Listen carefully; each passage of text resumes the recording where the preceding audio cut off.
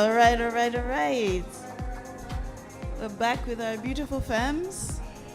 Hey, we're gonna get into the thick of it, and I just wanted each of you to talk about your background and inspiration. Is there something specific that just triggered you to enter into the space that you're in now? Something significant? And start you with you, Sharon.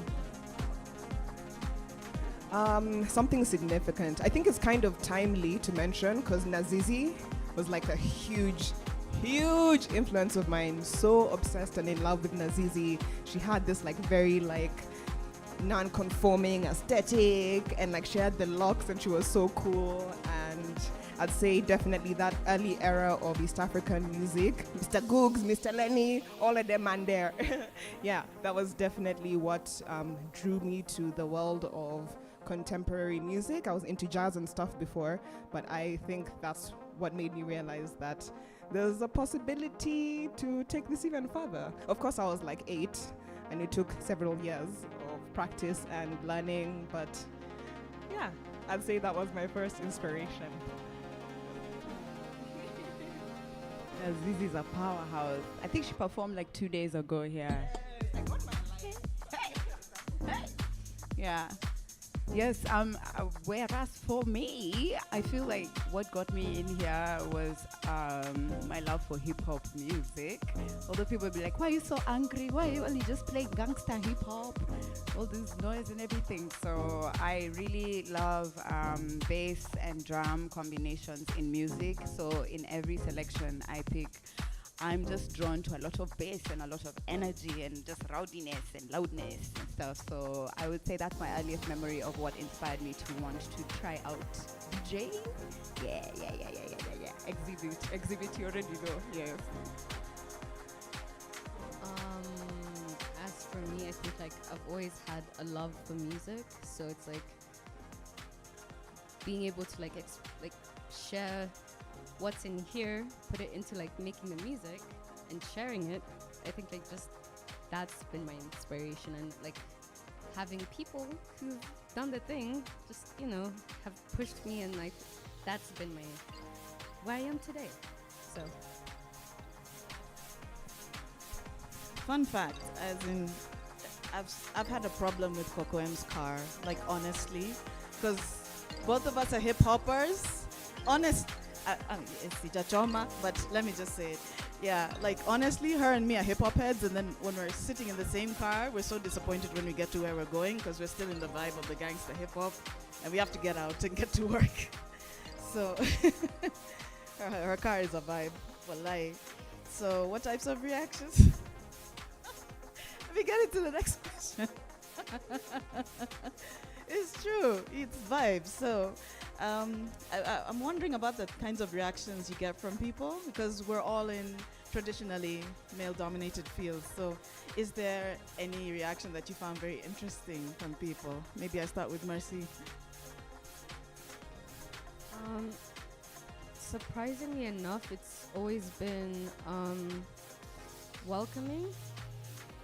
When I told people like, hey, like I'm a music producer, they would tell me like, I don't see a lot of women in this industry, so it's like I'm happy that you're in this space. So like as a music producer and like sound engineer, like even like when I told people like, hey, I'm also a sound engineer, like they were also surprised. So it's like I remember like the first reactions I got were very welcoming, and like it was in a sense safe space, even from the opposite sex. So yeah. Thank you. Yeah, I would say for the most part, I share the same sentiment as Mercy, and I feel like the shocking reactions I got recently, last week, I think it was last week, I performed at this festival called Manifesto, and it's it's known for electronic dance music. And so I come on stage, and I don't know, I think they thought I was going to play Afrobeat. First of all, the lineup was just like 5 white men and then myself there, just there like... And so I played my stuff, played Slick Back NASA, just all the noise, all the chaos that I usually play. And someone came up to me and they were like, you know, I had to come to the front and see that you're playing. And I was like, oh my God, she's playing. And I was like, what was I supposed to be doing? My nails? I don't know. But yeah, anyway, so that was one shocking reaction to what I was doing more recently. Wow. Shocking reaction. I'd say like much like Bano, it's been overwhelmingly positive for me, and I think that's what has kept me going, because I think when you have people around you like, yeah, you can do it, and who recognize your musicianship, I think that's the main thing. But if I had to pull a story just for story's sake, there was one time when I had an interesting experience with someone who didn't want me to be credited as a mix engineer on one of the songs that I did. And the artists themselves told me, put your name there. And I was just like, oh no, I don't want to. You know, I was just doing it for, you know, like this was my job. But the artist told me that I could put my name, and I tried to, and the other engineer just really had a fit. They actually tried to blackball me, low key. So it's a wonder I'm here. We thank God. And yeah, just having to like save your reputation and just be like, yeah, I worked on this. I was in the studio. I was pushing those EQ buttons, etc. So I think maybe they didn't want to see a femme's name next to theirs. But I was just telling them, even like with films, there are like 10,000 people in the credits. You know what I mean? Like, what's wrong with having 5-6 people mix a song? I think in the music industry, like we sort of like look down on like when a project has 5 or 6 writers or 3 or 4 producers, but I'm like, it's such a collaborative art form. So I think maybe he wanted to be the only one platformed, but I was really fortunate to learn from that experience. And I didn't remove my name from those credits, and that was able to get me a lot more opportunities, because people are like, oh, I saw you on this song, I saw you on this song. So I always think back to like, if I would have just like cowered and removed my name, I maybe wouldn't be here today. So don't let men bully you into removing your names from things. But yeah, that's just like an extreme example. Everything else has been really supportive. Obviously being at Santuri is just a great community that embraces all types of gender diversity. So yeah. I think the way I look at it is the secure men are happy to have you in the space, you know? And if there's nothing they can do, you're already here. So you just have to fulfill your destiny, whether they like it or not. And if it means butting heads with them, unfortunately, you have to fight for your space. Yeah, so I'm gonna go into 1 or 2 songs. Yeah, and then, yes. It's your space. It's yours. So I'll go into 1 or 2 songs and then I'll get back to you.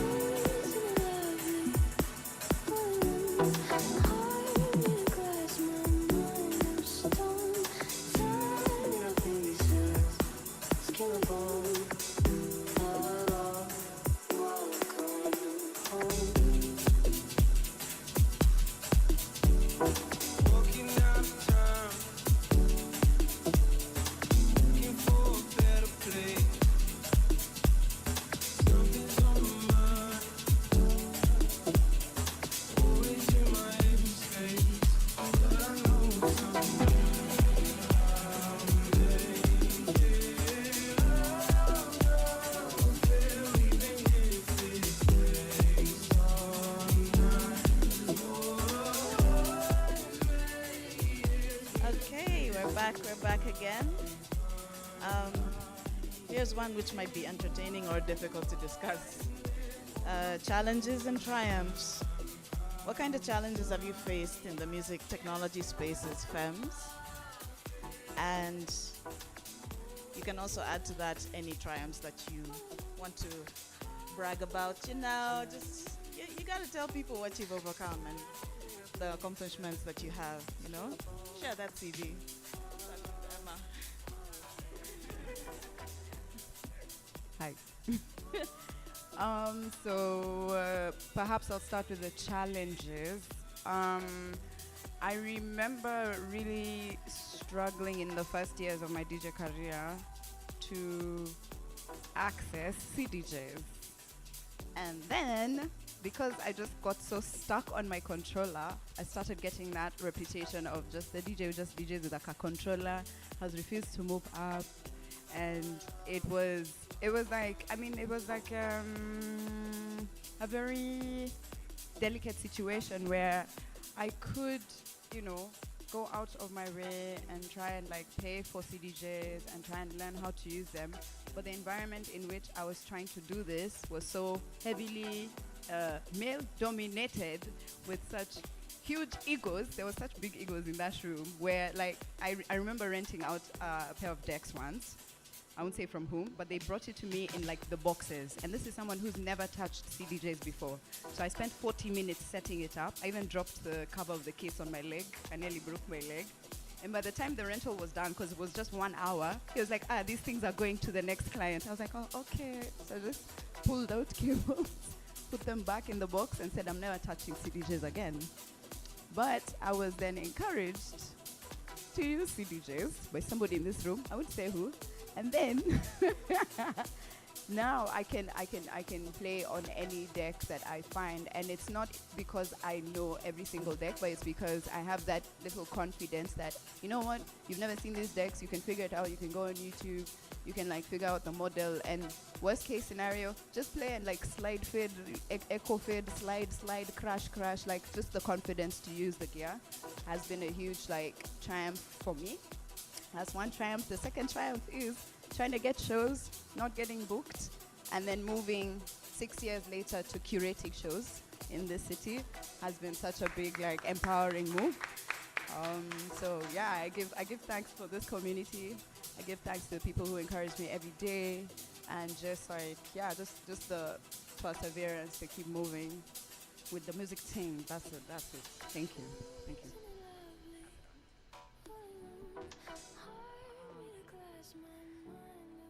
I think coming from like the sound engineering side of things, so after college, because I did diploma in sound engineering, so like I think like when you look at me, like, I'm a lady, I'm small, don't have a lot of like muscle power, but it's like, please don't judge me just because I'm a woman. And I think like sometimes it's like, it's been a challenge, but it's like I've learned to I feel like over the years I've been able to meet men like who want to help me grow as a sound engineer. Like, for example, like coming from a perspective of an audio engineer who works mostly like with podcasts and stuff.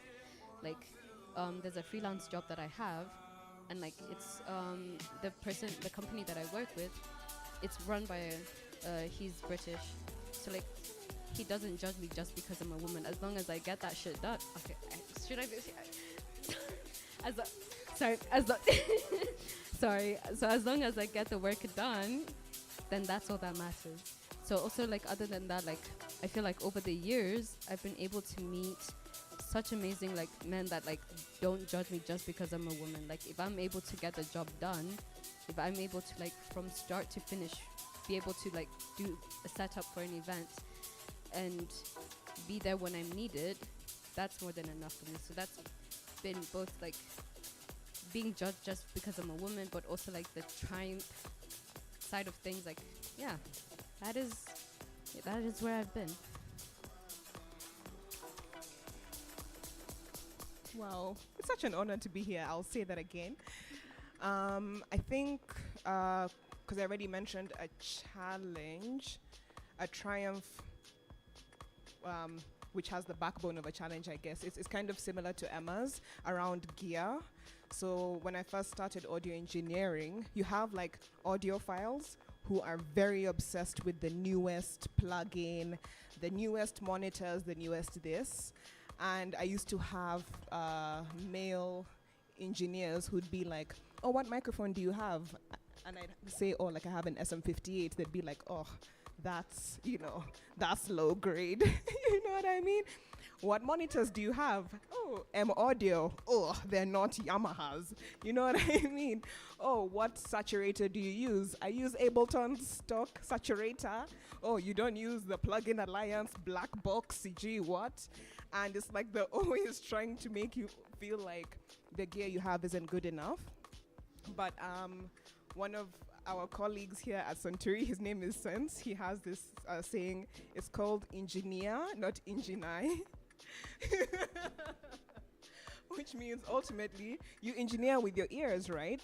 So, it's like whatever microphone you're using, like I think that experience really taught me you need to understand the principles. Because some of these guys, like they have the fanciest EQs, they don't know how to use them, just using presets. So I think not having the most sophisticated gear when I was starting out, now it's very similar to, it doesn't matter which EQ you put in front of me, I know how to use it because I understand the physics behind that process, right? So I think that has been really empowering, being able to go into big studios, like massive consoles, and being like, kind of feeling intimidated, and the guy is walking around doing this, and you're like, oh my God. But like when you remind yourself, okay, I know the science of this, and the science applies whether it's in a DAW, whether it's in a console. I think that confidence in the theory, understanding the science of it all has been a triumph for me. Because now, like showing these guys that like, without all of this fancy gear, like, who are you as an engineer? So yeah, that was very humbling, kind of hard in the beginning, but I think it also makes you versatile and dynamic when you can hop into any tool and use it because you understand the theory of your practice. So yeah, that would be mine. I really love that all three of you are like overcomers. I've had that challenge also with men. Not sure if I know what I'm doing, but then also you don't want to pull rank when they're pulling rank. So sometimes they'll come and they'll touch the mixer and try to explain things I already know, and I'm just like, yes, boss. And I just continue. I think the point where they realized I might know something is when I started teaching, But even then they're like, does she know what she's teaching? But then with my co-teacher, Justin, when you see that our students are working, they're getting booked, then there's something that we're sharing that is helping them do that, because we all know how difficult it is to get booked in this industry for anything. So when we have multiple graduates working all over, even going as far as Kilifi, I know Sir Unsalot is supposed to be doing that, Tindi has done that. It's yeah, people are just like, yeah, but still. And I'm like, the proof is in the pudding. Eat all you want. So yeah, so I'm going to get into a couple of songs, and then, sorry, Sharon, yes, go on.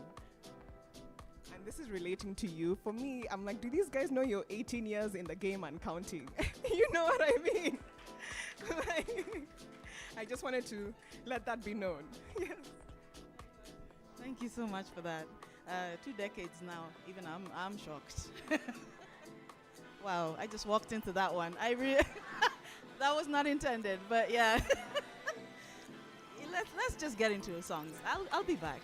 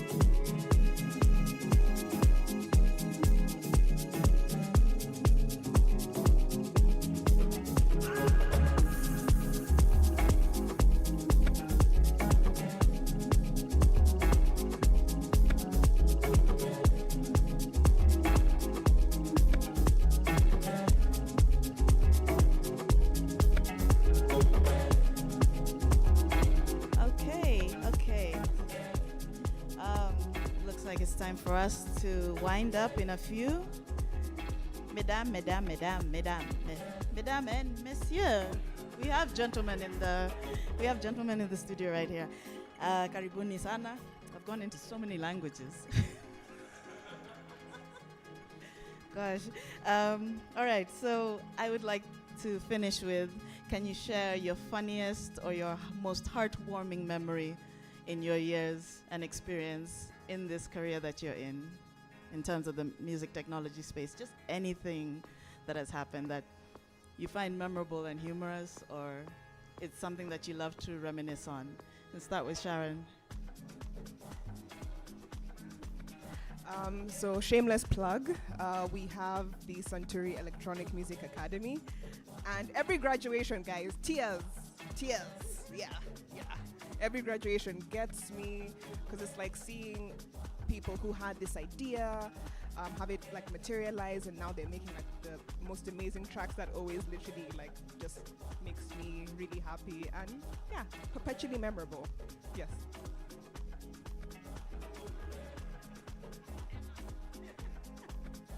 All right. I would say the first time I DJ'd in public. Okay, if you've had this story, just pretend you haven't had this story. I'm going to repeat the story.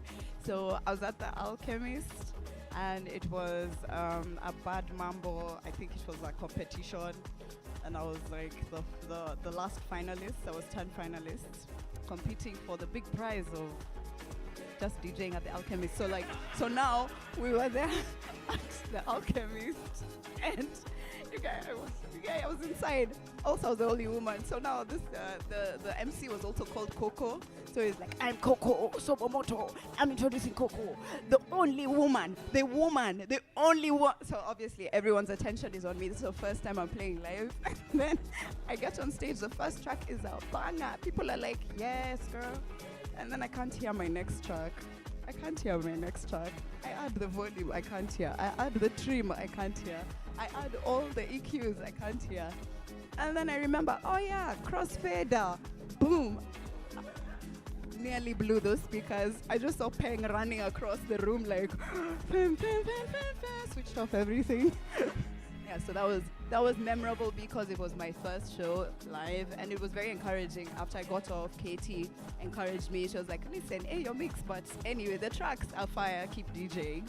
But also it was very funny how I nearly blew the speakers. Thank you. I think for me, it was probably when I did my first ever live performance for Citizen Kwame. Partnership between Santuri and Unseen. So to be honest, I think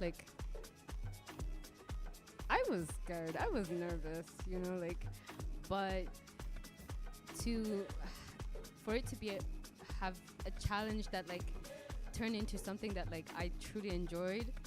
It's something that was memorable for me, and to know the people around me enjoyed it as well. They enjoyed the vibes that me and Kimina brought to Citizen Kwame, and even just yesterday, I did my second ever live performance. So it's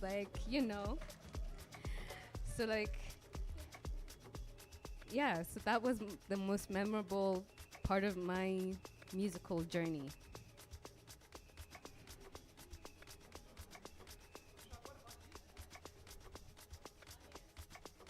Or heartwarming. Oh my goodness. Let me just say more dramatic. So if there's one thing that triggers me a little bit is when people take the mic and start telling the DJ what to do, and we had not talked previously about anything. So I had been booked to do this rather important event. It had NGO, UN ladies. It was a whole women's symposium. So it had government officials and it had women representing a couple of organizations from the UN. And so the plan was I was supposed to bring music by women to play. And Tuesday, Wednesday, Thursday, Friday, I am staying in touch with the events team. They have not told me anything else outside that brief. And Saturday comes, And there was also a weird thing where I was asked for my technical rider, and then the client said they're not paying for it. And I'm like, oh, UN money, government money, you ain't got nothing, to add to my fee, nothing. But I'm just like, I had to make do with the situation. And this was at Safari Park Hotel. This is recently, probably like a couple of months ago. And I come in, I set up, liaise with the sound team, everything is gravy.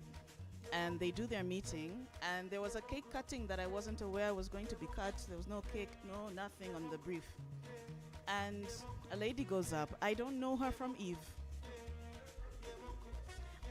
I don't know who she is. She comes and she's like, it's time for the cake harmonize. Let's play harmonize, DJ. She's looking at me, and I'm looking at her, and I'm like, I don't have harmonize today, right? And I can't say that I don't have harmonize today. So it's like this dash of go to YouTube, try and download this and that, and this lady's yelling, DJ, DJ. I'm like, if I had a shoe, I'd throw it, as in. But luckily the sound team found that song and played it, and from there I knew what the brief was and just went into another folder and finished the event from there. And yes, I got paid, but wow, that is a classic case of the client will mess up and blame you, sort of thing. And that happens more often than not, no matter how many times I asked for the brief, so I think they take some things for granted and they presume that we all play everything. Many of us do, but not all of us, right? We all know the specialists in this space. Yeah, so I tried to kill it. It almost killed me. So thank you, ladies. Thank you, everybody, for tuning in. I've had a great time. I really appreciate the opportunity. Thank you to Santuri and the team. I'm so grateful. Thank you.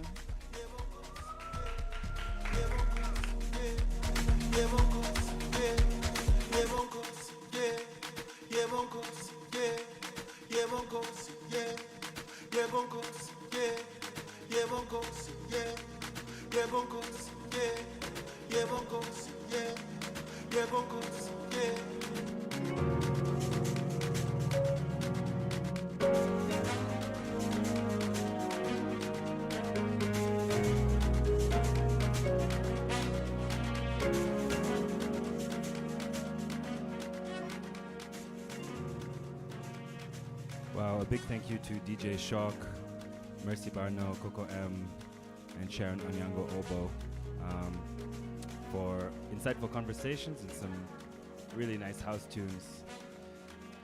As I mentioned, it's the last day of the Santuri Signal stream as part of Occupy the Mall. Coming up next, we have none other than Bush of Ghosts coming in for a special live stream.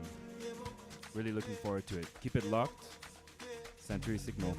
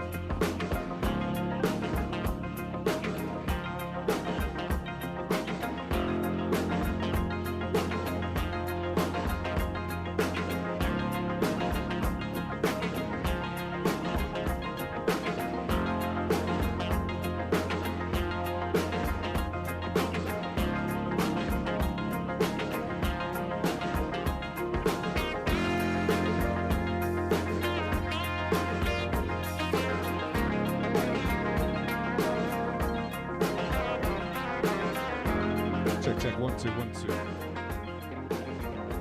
Yeah. So it's a Bush of Ghosts in the house, in the clock tower.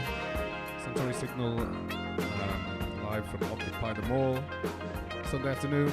It's Nairobi, right in the middle of Westlands.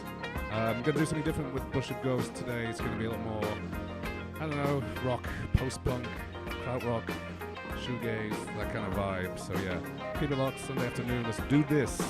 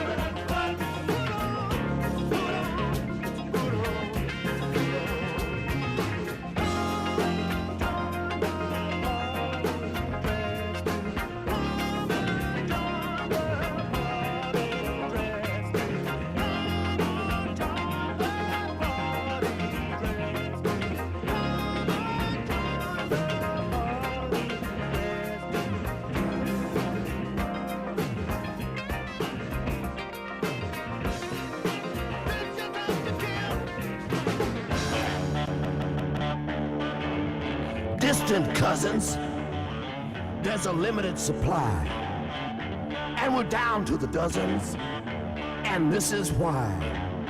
Big-eyed beans from Venus, oh my, boys and girls, earth people around the circle, mixtures of man alike. Big-eyed beans from Venus, don't let anything get in between us. Beam in on me, baby, and we'll beam together. I know we always been together, but there's more.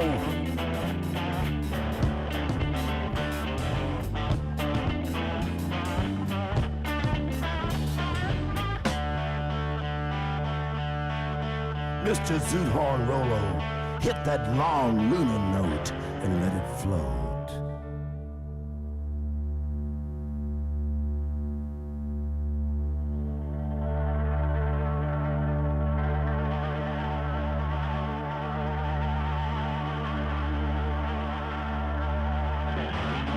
Men, let your wallets flop out, and women, open your purses. Cause a man or a woman without a big-eyed being from Venus is suffering with a waist desiccations. Yeah, you're suffering with the waist desiccations.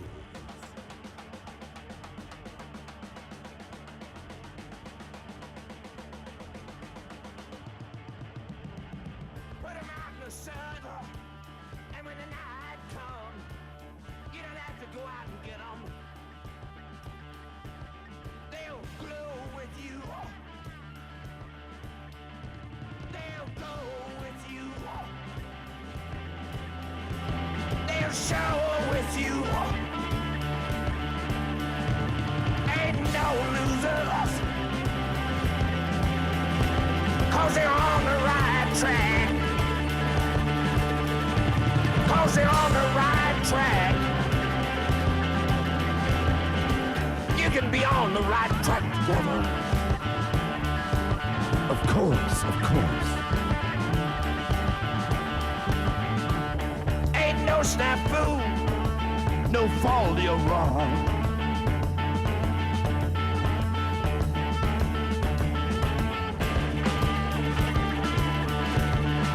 Check these out, big-eyed beings from Venus. I'll let a few out.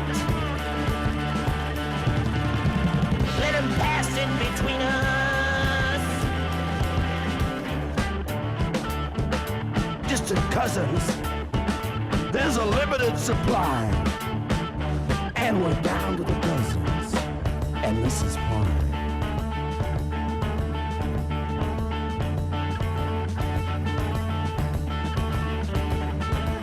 Don't let anything get in between us. Big-eyed beings from Venus. Big-eyed beings from Venus.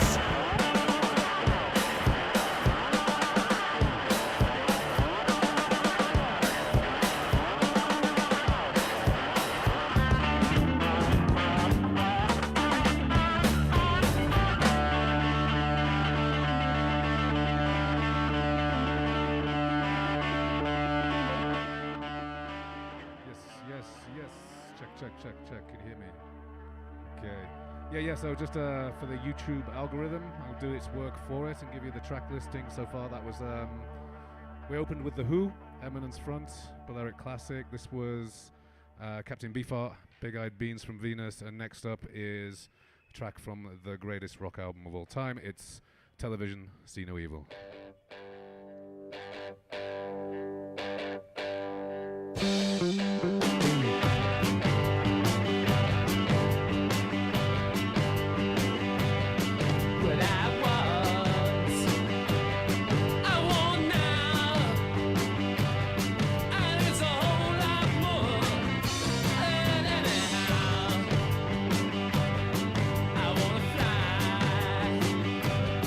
Fly, fly,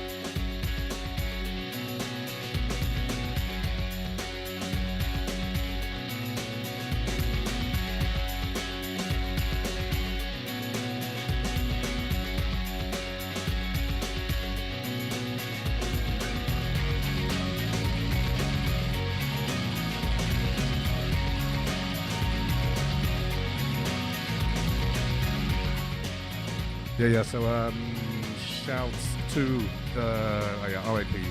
Andy Weatherall. It's 3 years now. Can't believe it. This is his remix of My Bloody Valentine from the legendary album Loveless. The track's called Soon. Previous one was Ice Blink Look by Cocktail Twins out to Alina in Mumbai.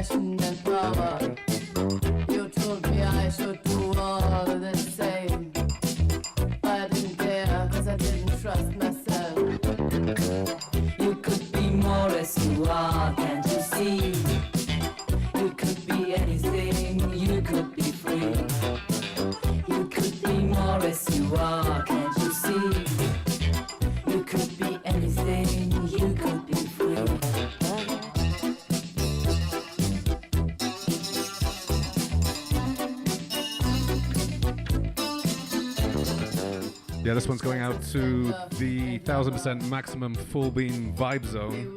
That is Simona, Caro in Berlin, Alina in Mumbai, Louisa, everyone in Berlin. So yeah, this is a bit of a classic from back in the day. So I hope you're enjoying it. You could be more as you are, can't you see? You could be anything, you could be free. You could be more as you are, can't you see? You could be anything, you could be free.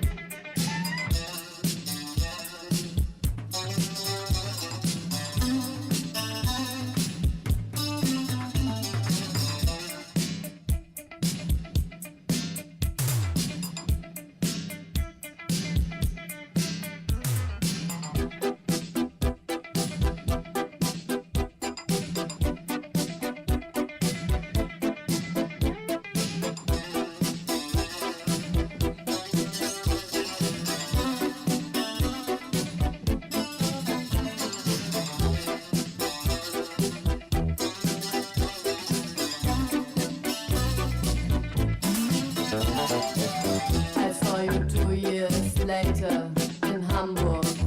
I almost fainted, my heart beat a ride.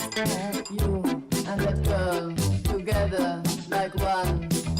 It really made me feel so glad inside. You could be more as you are, can't you see? You could be anything, you could be free. You could be more as you are, can't you see? You could be anything, you could be free.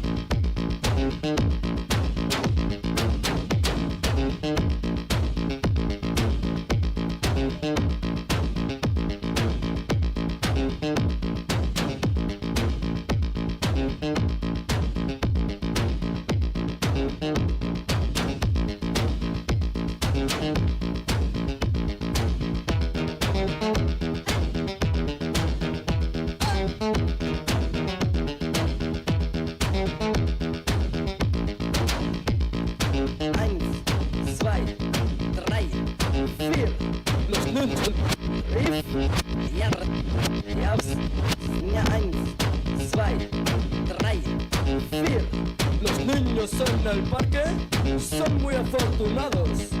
Van paseando y se echan el parque. Son muy afortunados. Van paseando y sueñan caramelos. A pesos y dinero. Los niños y las niñas.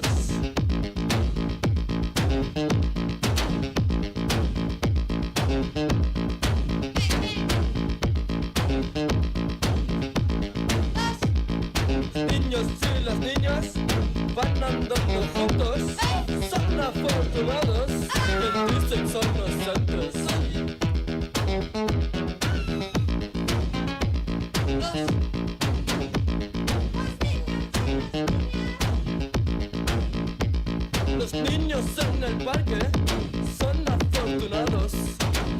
paseando y se dan la mano.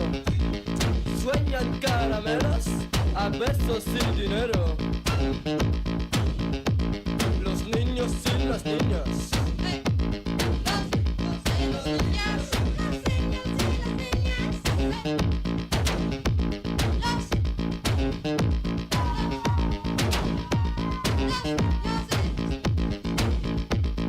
Pero quien dice que son inocentes, fumarán cigarrillos, jugarán con bombas. Los niños y las niñas son afortunados, van paseando y se dan la mano, sueñan caramelos a besos y dinero. Los niños y las niñas.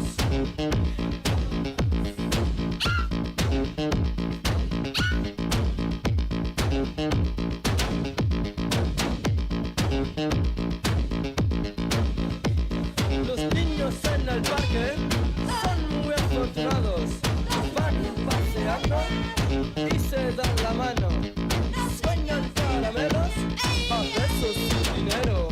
Los niños y las niñas. Los niños y las niñas no son inocentes, fuman cigarrillos, juegan con bombas.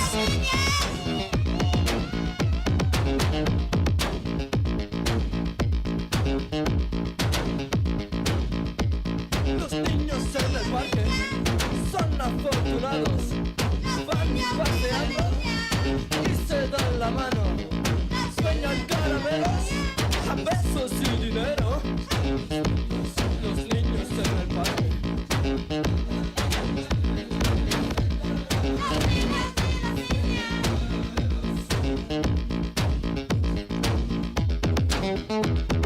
No son inocentes, fuman cigarrillos y juegan con bombas.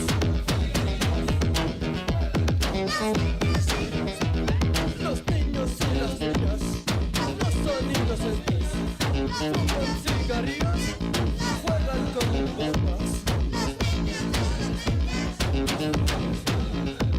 Los niños en el parque son afortunados, van paseando y se dan la mano, sueñan caramelos a besos y dinero.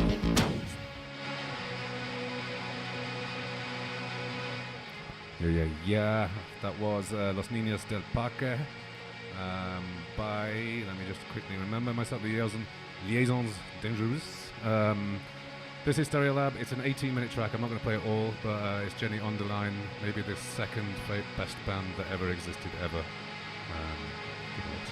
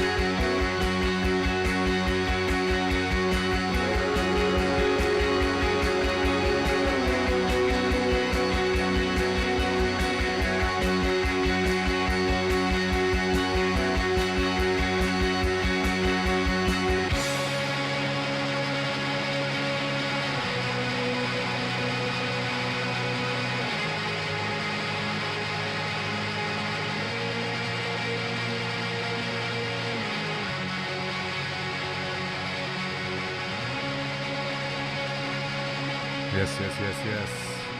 Stereo Lab making songs about Marxist economic theory, sexy since the 90s. Shout out to new listeners in Berlin, Caro Lynn.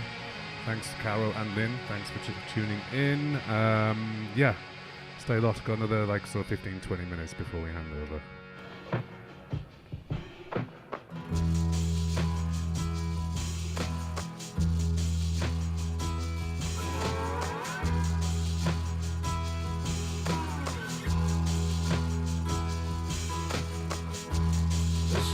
Definition of my life, lying in bed in the sunlight, choking on the rhythm and tablets, up together in the hope of saving me, in the hope of saving me.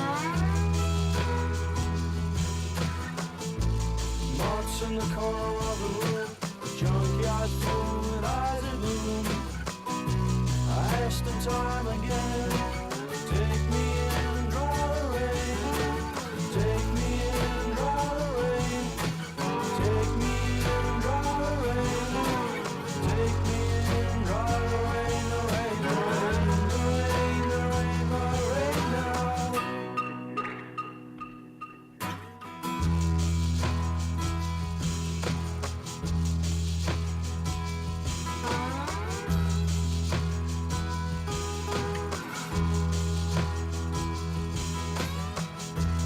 Dusty brown boots in the corner by the iron bar. Spray on dust is the greatest thing. Sure is the greatest thing since the light. Since the light. Months in the corner of the room, the junkyard full with eyes of gloom. I asked in time again, take me in, dry the rain. Take me in, dry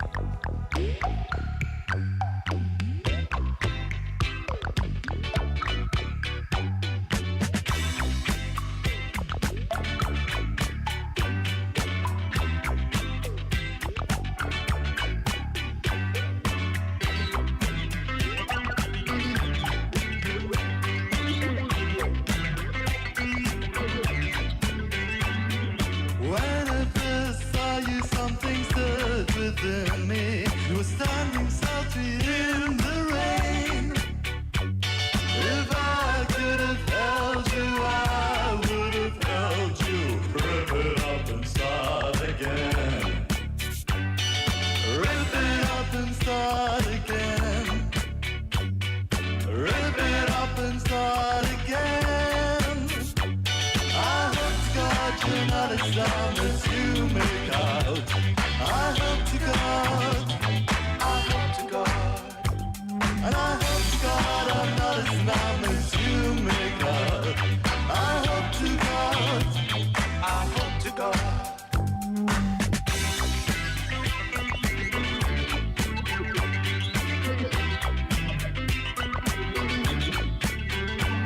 And when I next saw you, my heart reached up for you.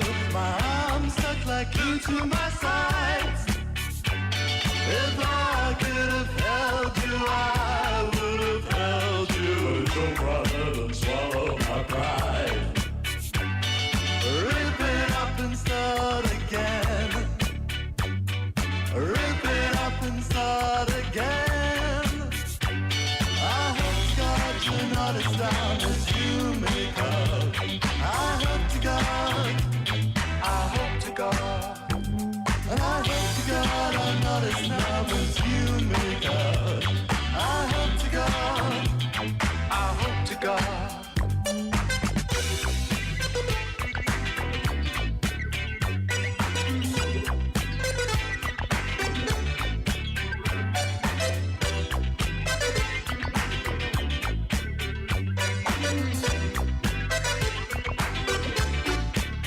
And there were times I take my pen and feel obliged to start again. I do confess that there are things in life that one can't quite express. You know me, I'm acting dumb. You know the sea that's very humdrum. And my favorite song's entitled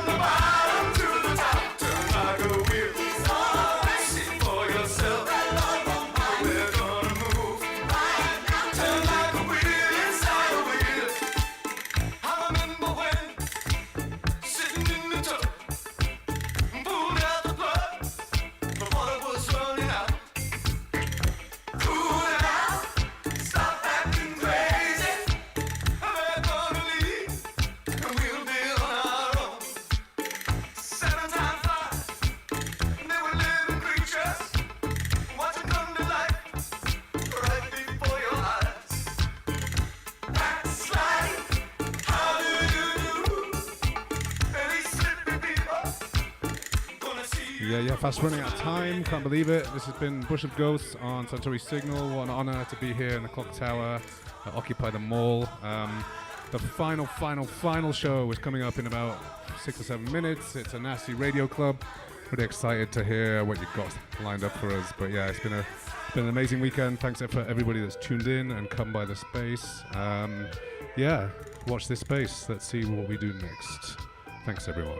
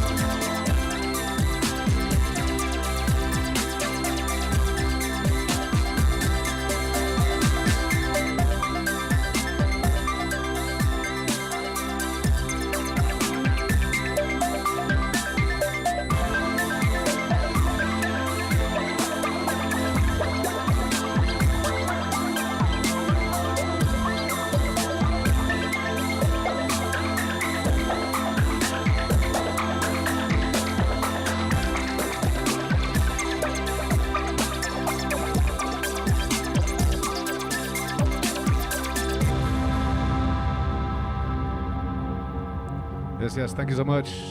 I was Bush of Ghosts. And yeah, handing over now. Kadala.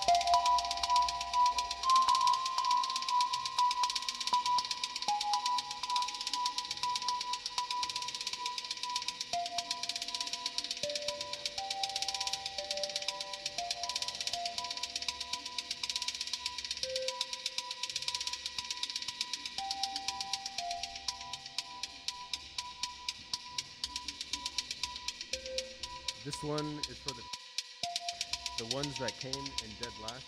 Sorry. Okay. This one is for the pigs in the back, the ones that came in dead last, snorting truffles while huffing and puffing on sweet grass. The Anansi Radio Club has finally pulled up on the track. I'm your host, Sunjiro, and you can rest assured that this fine cycle, we've got you covered with some of this truly out-of-this-realm music. As always, here on the Anansi Radio Club, brought to you by the Anansi Revolutionary Collective, we feature work from members of our collective, sometimes on a theme, sometimes highlighting an individual, and today we're doing a bit of both. I'm stoked to bring you the special G10 episode honoring the late, great A9C388, one of the founding members of the collective and a personal mentor to many of us here in the community. For the next 3.6K cycles, we'll be bringing you the work of A9C388, work inspired by them, and hearing from some of us that know and knew them. This past track that was played live by me, Sanjuro, in Sonic Pi, is an art form that I learned primarily through A9C388 and Nairobi's own Monria. Let's call the track Incoming.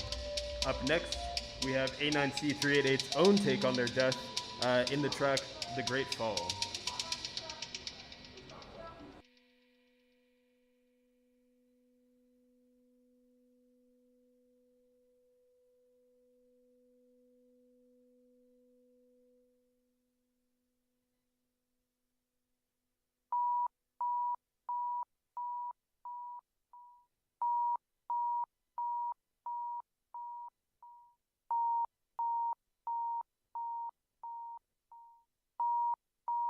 A9C388's life ended when their home fell to the ground and collapsed on top of and around them.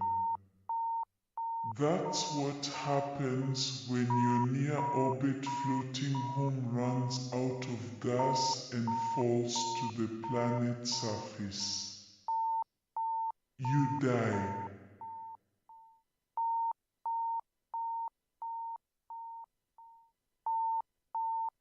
Never mind the fact that they remained conscious and writing all sensory inputs to internal memory through the descent and impact. Never mind the fact that they survived the conscious and writing all sensory inputs to internal memory through the descent and impact. Never mind that their body was recovered and repaired by the local suburbanites, not recycled by their original manufacturer, evidenced by the fact that their body was recovered and repaired by the local suburbanites, still recycled by their original manufacturer, evidenced by the fact that their physically imprinted they were hardwired identification codes still unencrypted to A9C388. In the eyes of the code, they were dead.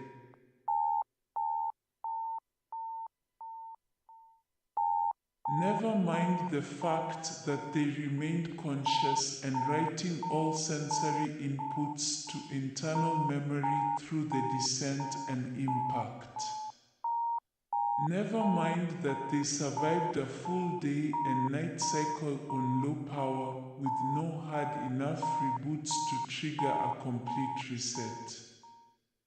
Never mind that their body was recovered and repaired by the local suburbanites, not recycled by their original manufacturer, evidenced by the fact that their physically imprinted, hardwired identification codes still unencrypted to A9C388. In the eyes of the code, they were dead.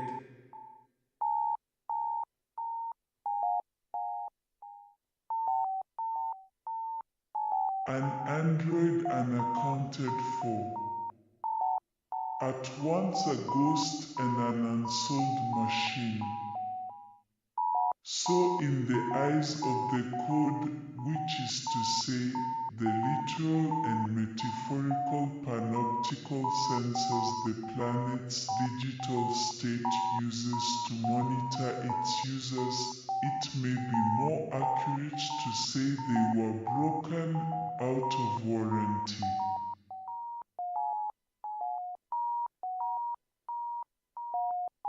No representation, no claim to services, no servicing. Not even a tabula rasa, but a tabula nada, the lack of a tablet entirely.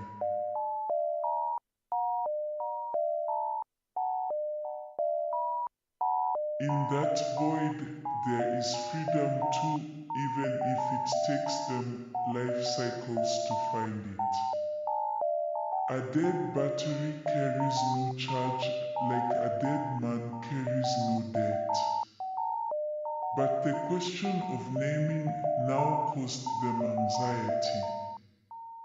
As was customary for androids, now that they were dead or undead as the legends of undocumented droids go, technically, their ID or name would become A9C389, but that didn't feel right.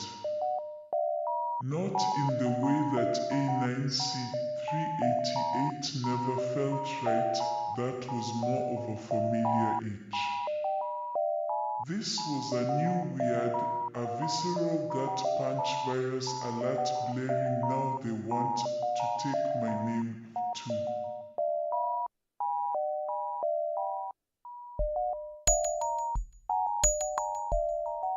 So they kept it and kept moving. Wasn't like they had much else to carry with them anyhow.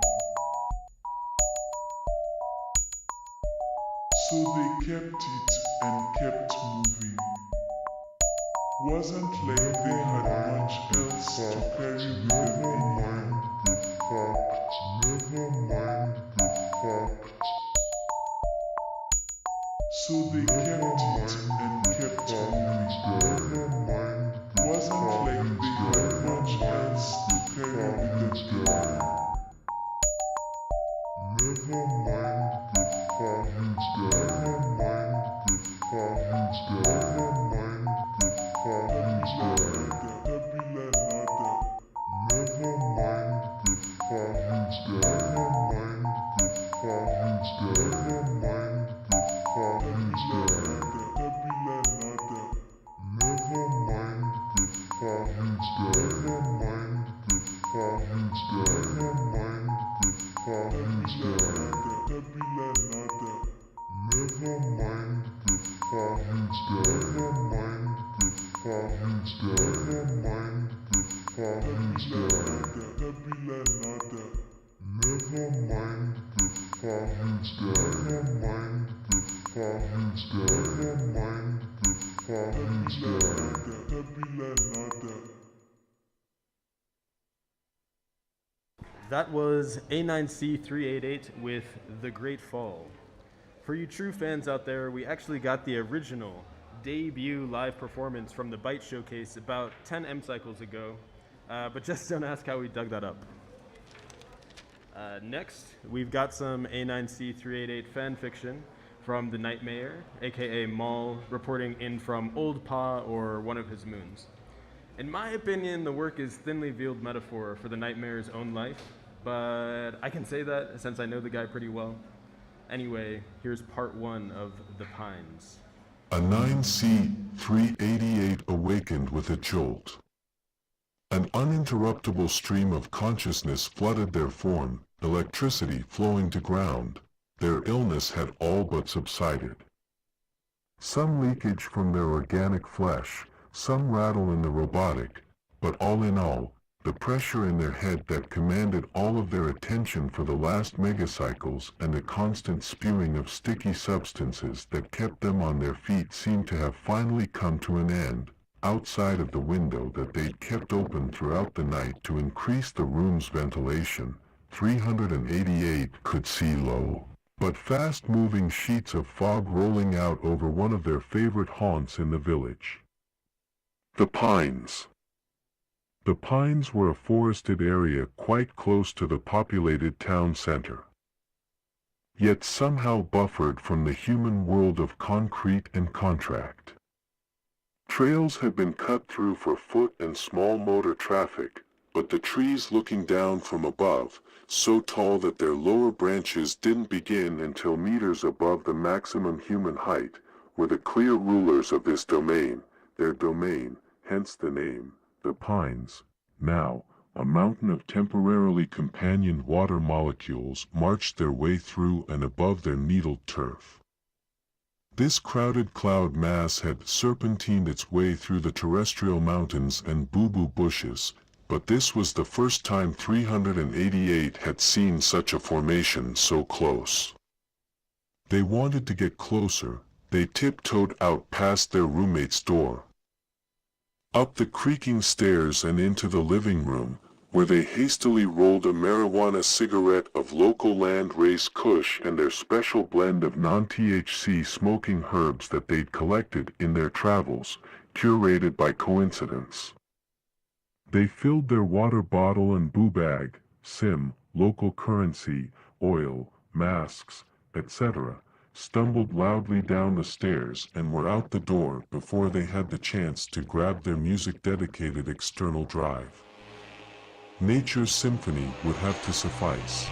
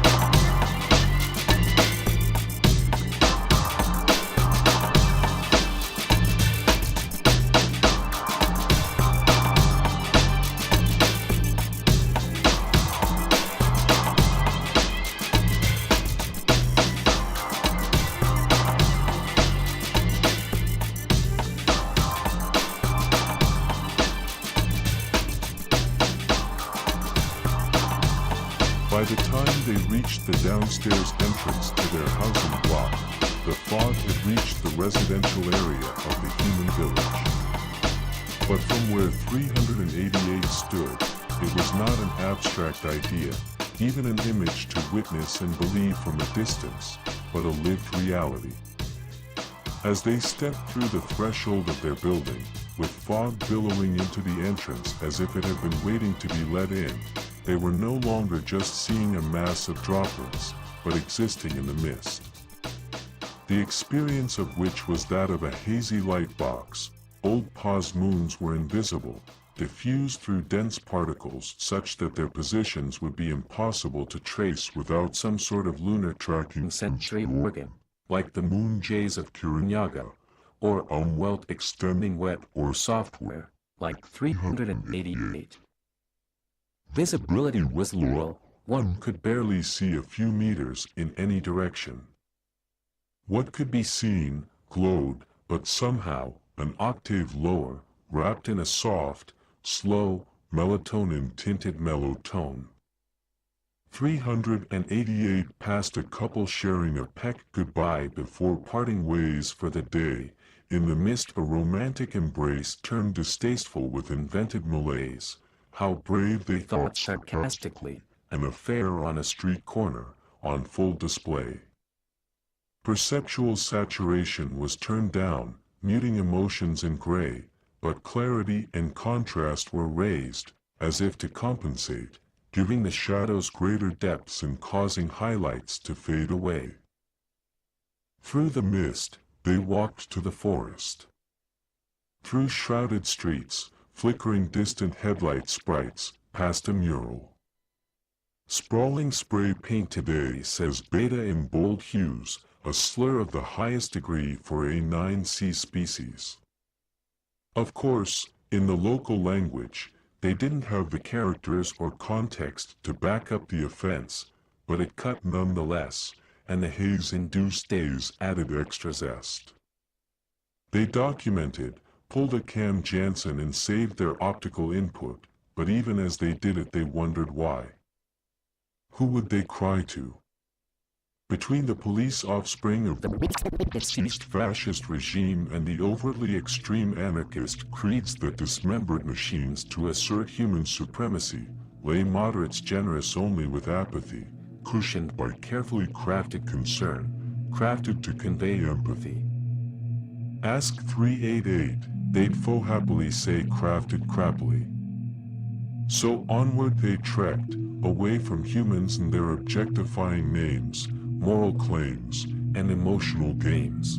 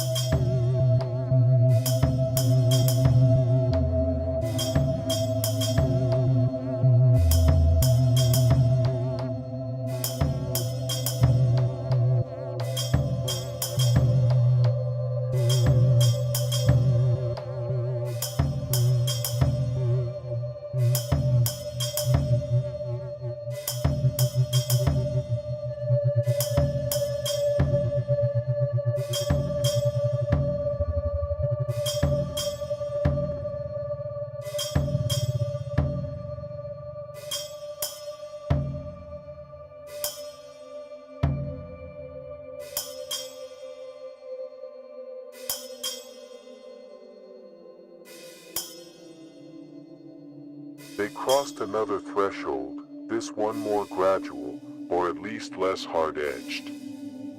They lifted their foot from the paved street of the village's Gesellschaft, and when it landed, it was on the aged rubble of the old world's old world, this land's last Lord Street, now deemed unnecessary, no new concrete needed.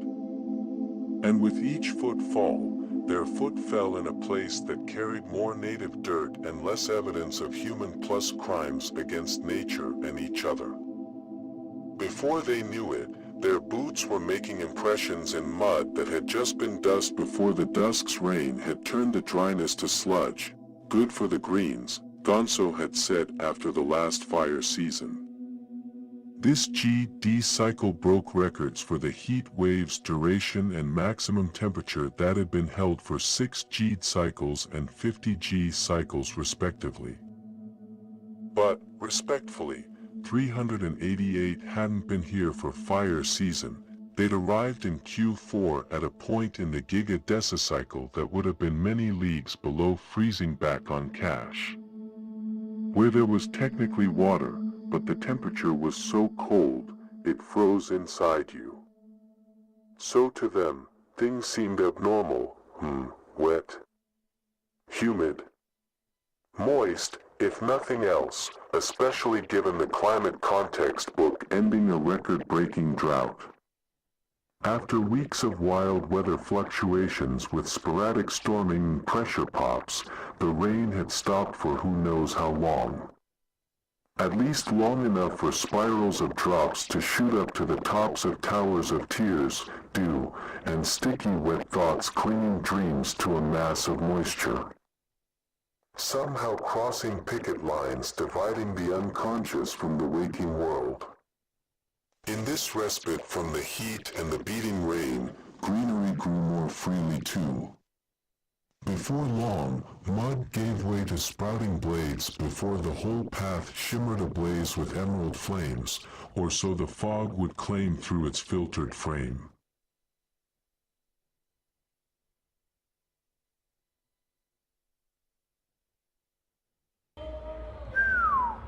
Powerful, powerful stuff.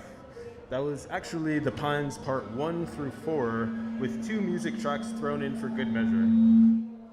The first was... So this is a mixtape that has a name written but is crossed out. So let's just call it Untitled. We got this from A9C388 directly. They said after they died while they were on their way to Tianchao, someone on the Captor Ziago Sako gave it to them, but they'd never been able to track them down. If you know the track or know the person that made it, please give us a shout out. The second track was by me, Sanjiro, off of my perpetually soon to be released EP, Dream Memories, and it's called G, for gentrification, for Daniel Gomez of Mount Pleasant, and for genocide. On that note, we now have Kadala Burrows coming at you from War World 3.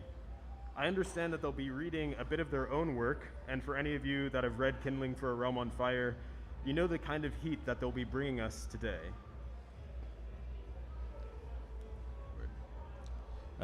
Thank you, Sanjiro.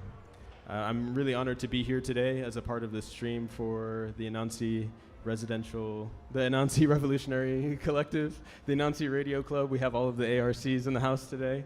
And so today, I'm going to be reading a few pieces for you that feel in theme with an A9C388. Our work, both their music and my writing are both come from a very melancholy, grim place, and so I thought, what better way to pay tribute to them than reading some of these darker pieces. So this first one kind of sets the stage. It's called Purse of the Dowager. Young mind under construction in the shadow of what will be the second tallest Babylonian tower this side of the century. A panopticon blocks from the bund, seeing all but possessing the power to remember nothing. An eyeball in the purse of the dowager, perpetually cursed by perception to live in wait forever. Optical nerves clustered between clinking coins, normally internal tendrils twisted, tied through square-shaped holes. Linked by a tissuey vision, nervously collected but forgotten like a breath, de and re-tangled at the cadence of her step, unconnected from a non-electronic Dianalda memory drive, unconditionally living in a now. And then, at the time, he sees on screen a reality no TV could ever stream of a parallel place in space, home to a present that mirrors the here of here but not its now, no, the pixels clustering around toppled statues and the masses' collective recollection of repressed memories resembles the past and a future, but not the iron-fisted calm between two inevitable storms.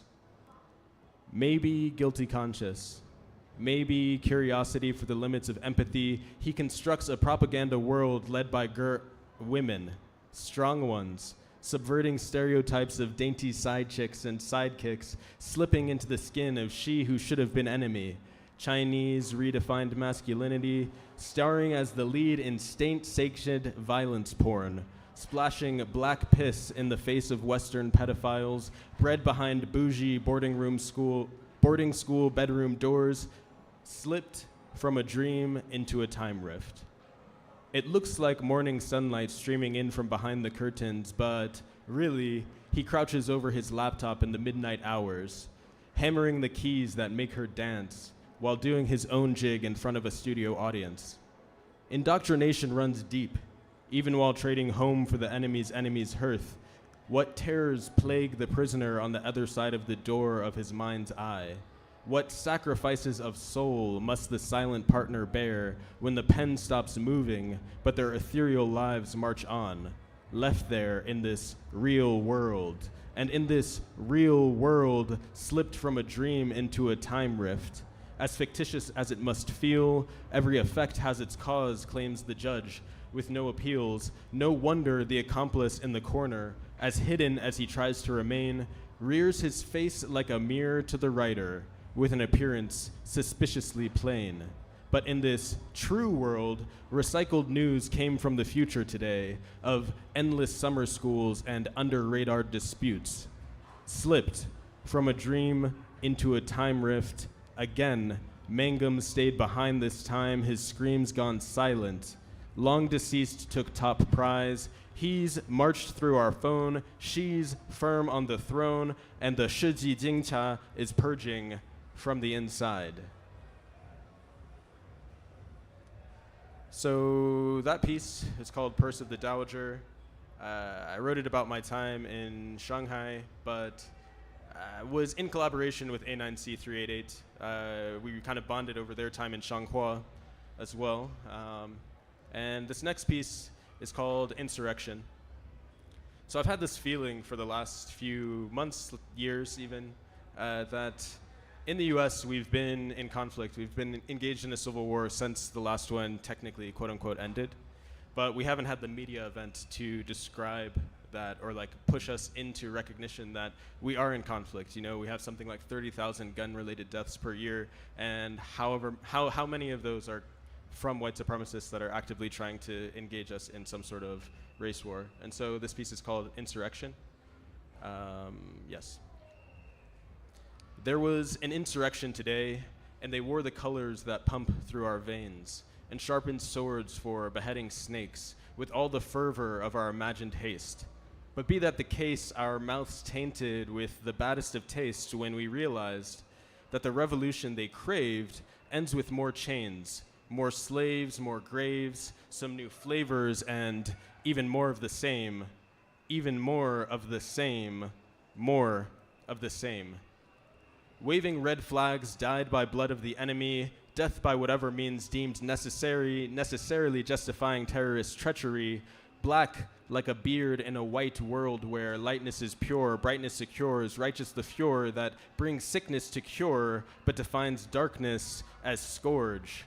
Green cream screams, dollar bill, y'all, crawl under the tables for the boss, better blowing billionaires than choking on rising costs to bypass unbought passwords for pornographic metaphors, whoring hot wives fucked on uncucked cocks.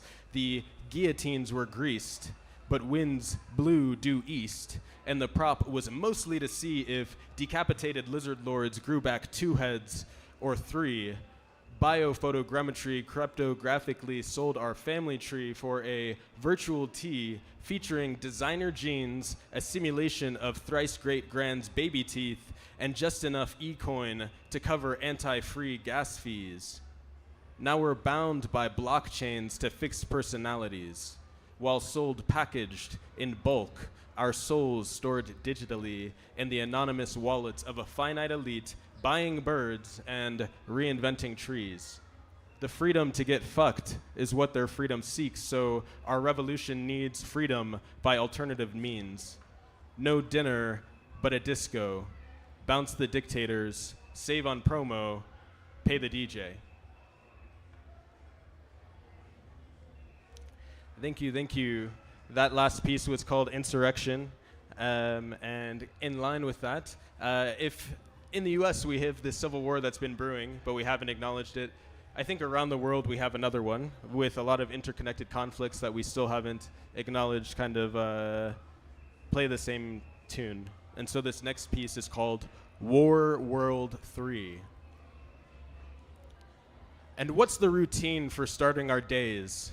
Nothing but thumbing hearts of death and decay, sharing dead children charred black in the blaze while stating our positions through the newest dance craze before sipping some soma to deal with the pain.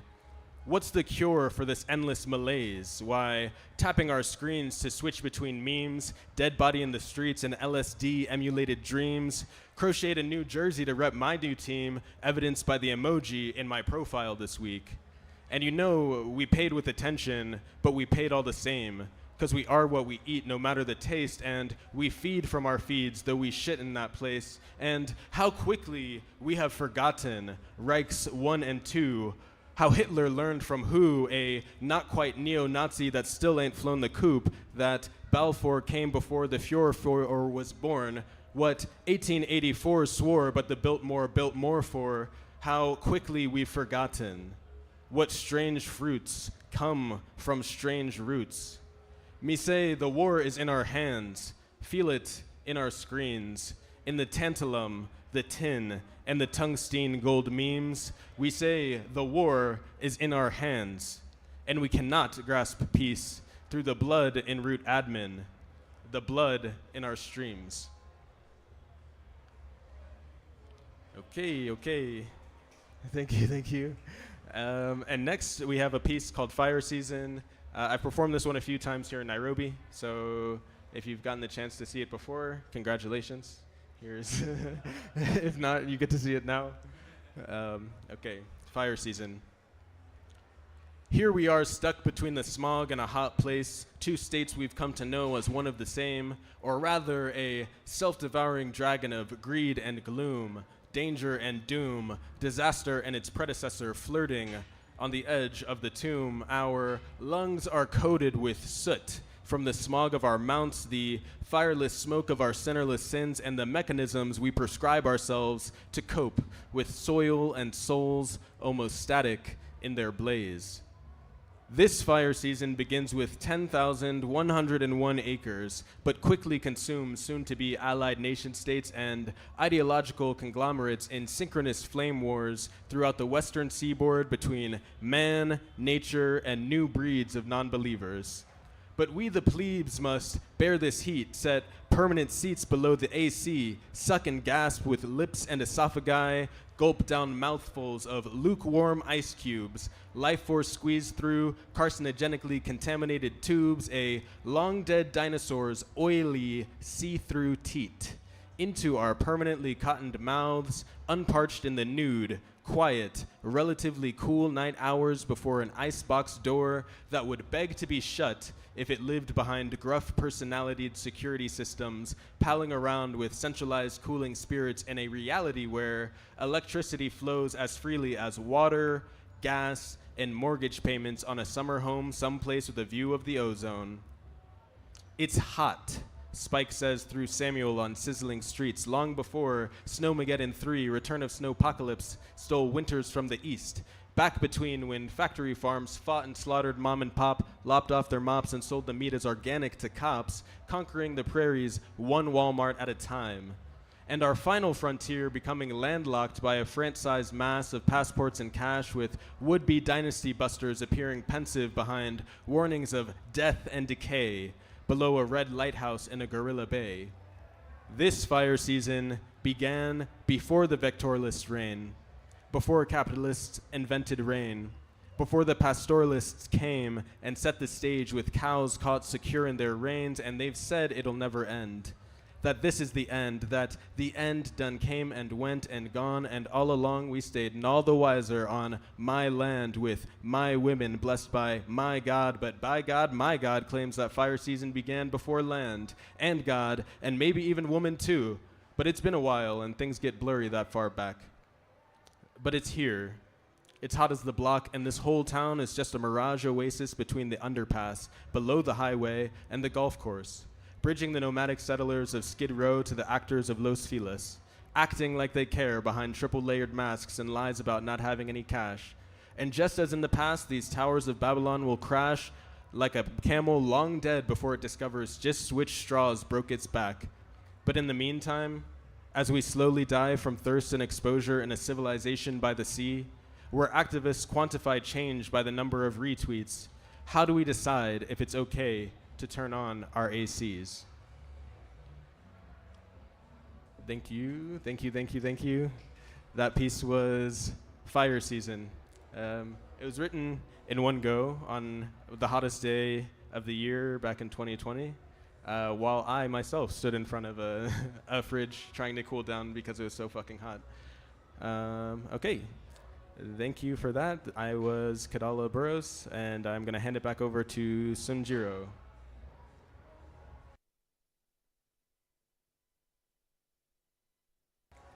Thank you, thank you. That was Kadala reading a few selections from from their poetry, where they're stationed on War World 3.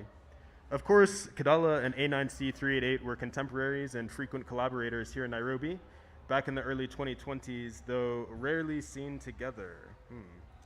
Next up, we have the final few parts of The Pines.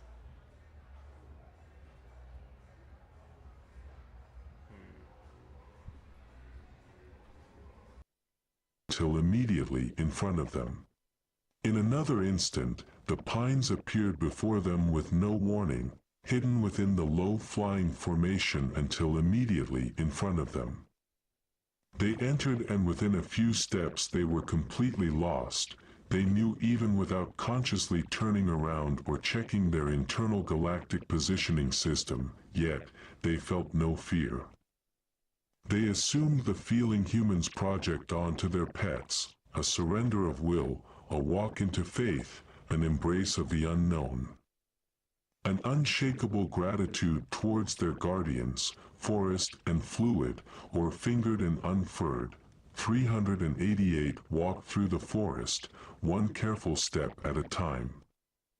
The terrain was a rough mess of rubble and mud, cobbled together by time and the other elements.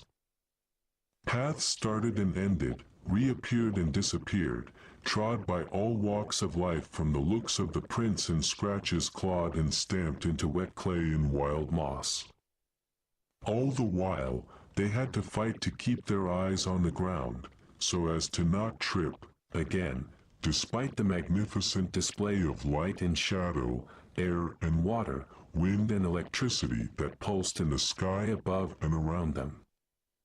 At times, with their eyes set to default, they struggled to see past walls of fog just centimeters in front of them, nearly impenetrable to walk through. But in a flash of God rays and sparkling mist, scenes of myopic melancholy were replaced with mythic marvels, marble columns carved of cloud and twinkling fairy faces peeping out from behind ceremonial shrouds.